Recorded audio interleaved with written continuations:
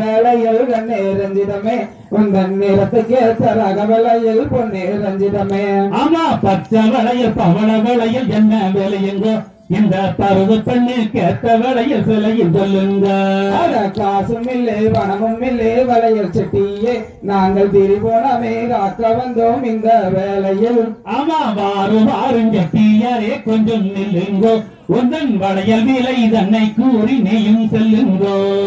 பணத்துக்கு தம்பத்து ரகம் பாரும் வேலையில் உந்தன் குணத்துக்காக கொண்டு வந்தேன் ஜோடி வேலையில். அடிய பெண்ணே காசும் வேண்டாம் கப்பும் வேண்டாம் கண்ணே வள்ளியே, என்னை கட்டியொரு முத்தமிடு பொண்ணே வள்ளியே. ஊரும் என்ன வெறும் என்ன செட்டியாரையா, அதை உள்ளபடி என்னிடத்தில் தான் உரைப்பாயே.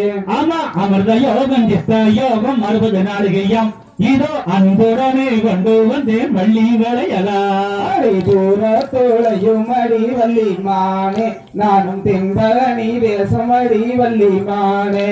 ஆமா, இந்த வளையல் அணிபவர்க்கு வள்ளியே கேடும், இதோ 8 நாளில் திருமணம் தான் ஆகியதும் பாரு.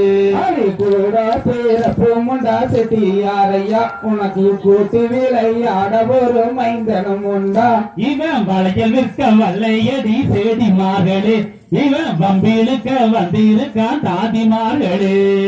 கூட பேரப்பும் உண்டு அண்ணனும் உண்டு, அவரை கணபதி செட்டி என்று அழைப்பதும் உண்டு.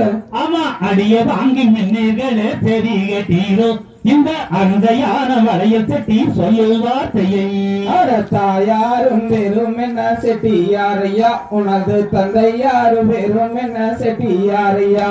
ஆமா, பிடியா பீடியுங்கடி பித்தனை தானே, இந்த பித்தனை பீடி பீழுத்து கட்டி வையுங்க. சிவகாமி என்பவரே தாயாரும் ஆவார், அந்த சிவசங்கர் என்பவரே தந்தையும் ஆவார். தந்தை தரிகதோம் தீரிகதோம் தாராதைய தையத்தோம்